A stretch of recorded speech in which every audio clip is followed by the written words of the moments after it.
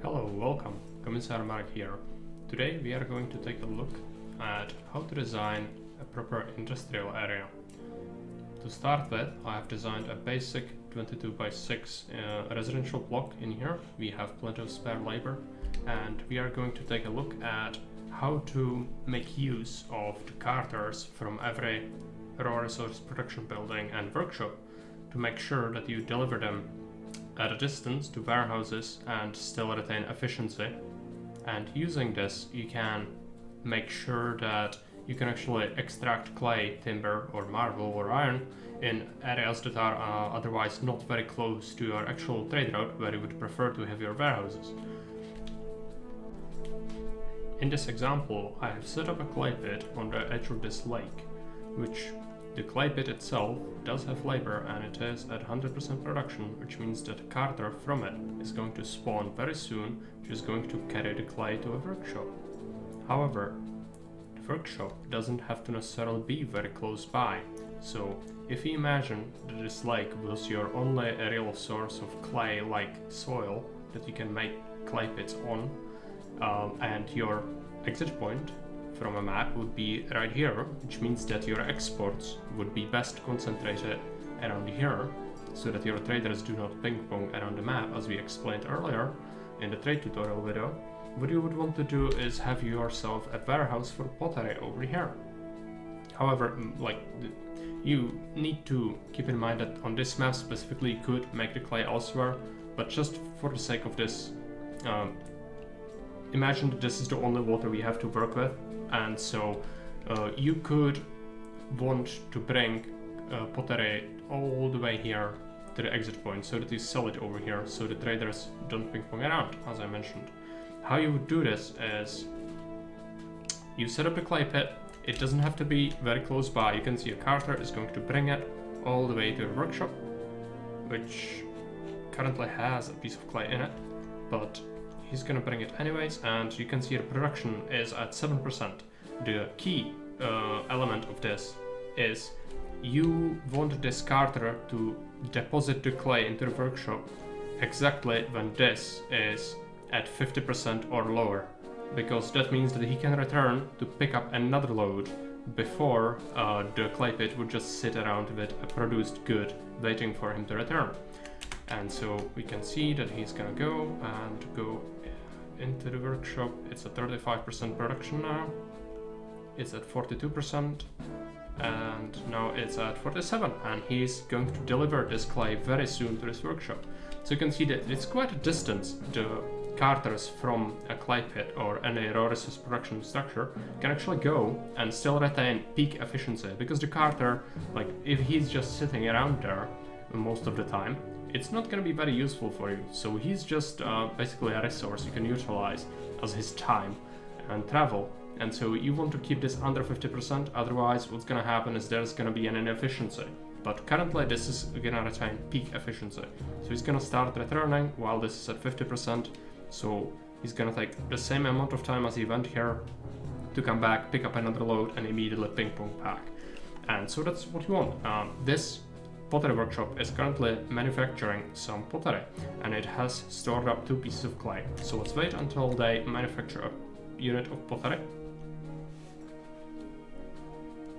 Speed up time a little bit. Now it's at 100%, and the carter is going away, and this is the exit point. This is where we would probably want a warehouse, not specifically here. You could also have it all the way here or anywhere close by here, but the deal is you want to check this again and keep it so that here he deposits it maximum at when this is at 50% production. So he returns and grabs another piece immediately. And so in this way you can see that it's quite a distance we managed to cover, and none of it was sitting around for any length of time. It's just peak efficiency. Just need to utilize your people's time. And so we deposited it, and he's gonna come back. And if we check this carter, he's gonna sit around now with the clay, but he immediately pops out with another unit, so no sitting around for the carter. You can also use this logic for farms.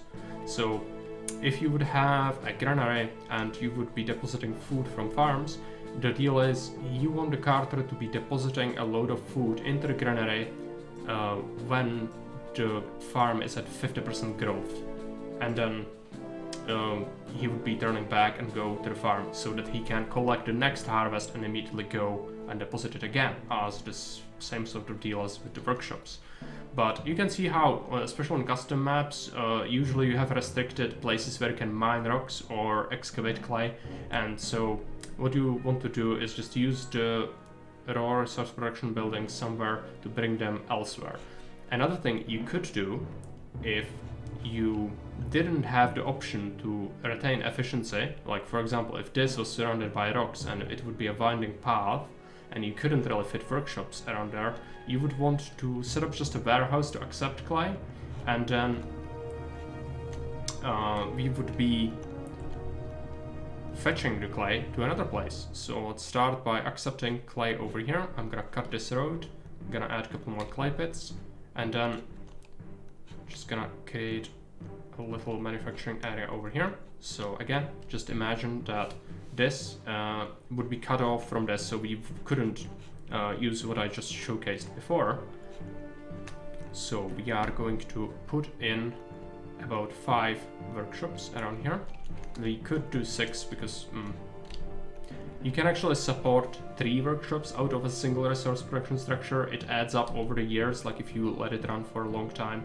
But the deal is, usually you want to just to not have any idle workshops in the short run, because initially every denarii counts, and so that's what you want.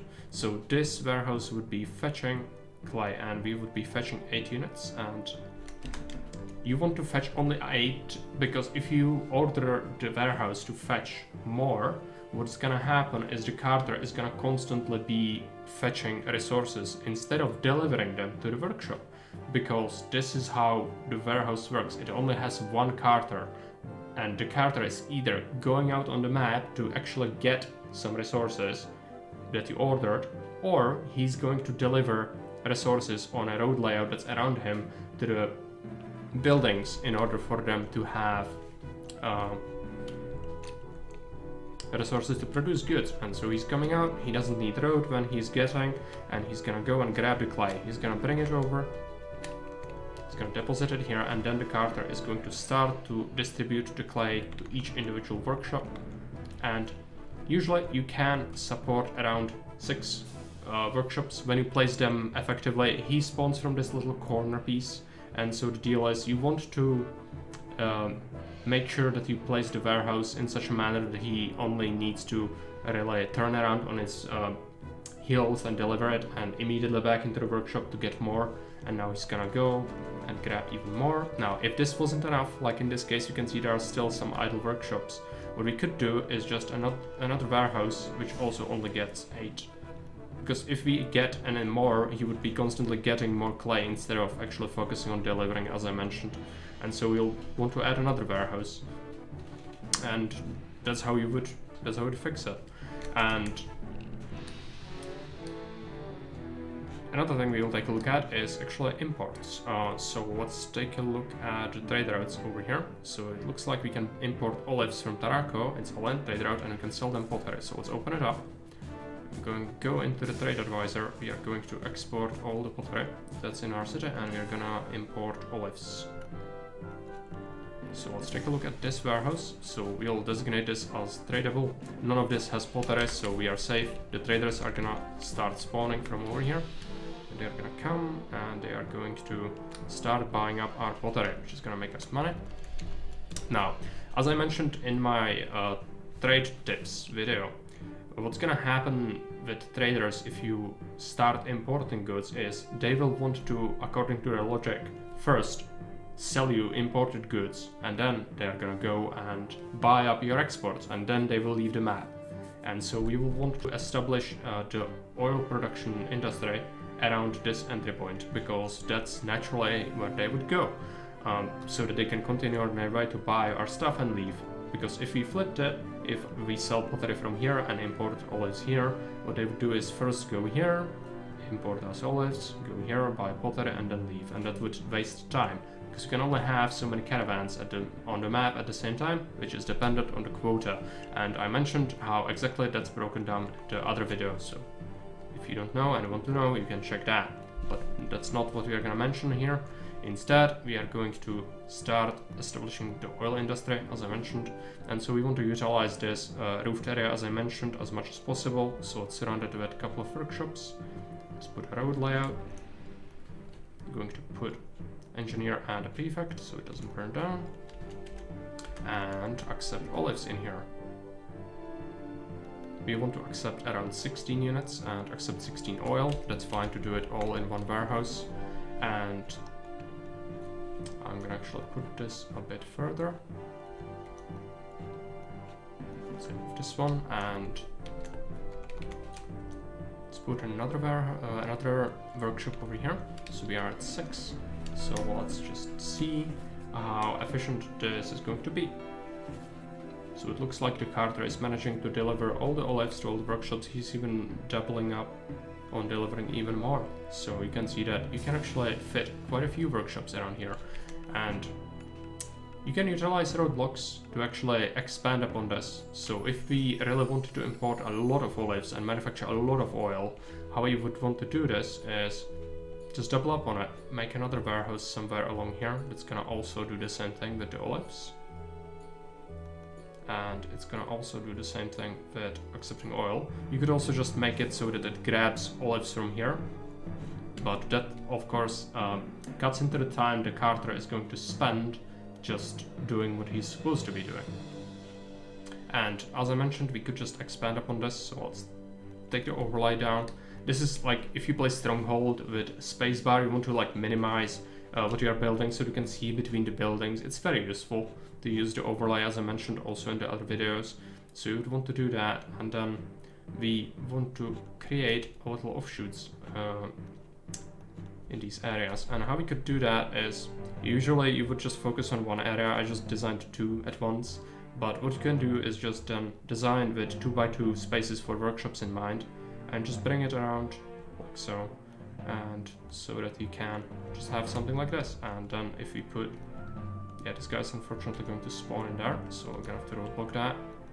But we could, for example, this is a perfect spot to put services like the engineer and a prefect, and you can see that they will cover the whole length of that, and we would have plenty of spare space to put even more workshops in. And you can see that all of them have goods. So this is how you would set up your import industry so that it's not reliant on actual clay. This is how you would get goods to a faraway place. And yeah, otherwise follow the rules of thumb as I mentioned before. But that's gonna be it for this short video on industry areas in Caesar. If you have any questions regarding this, I'll be happy to answer them in the comments below. So thanks for watching and see you around. Bye.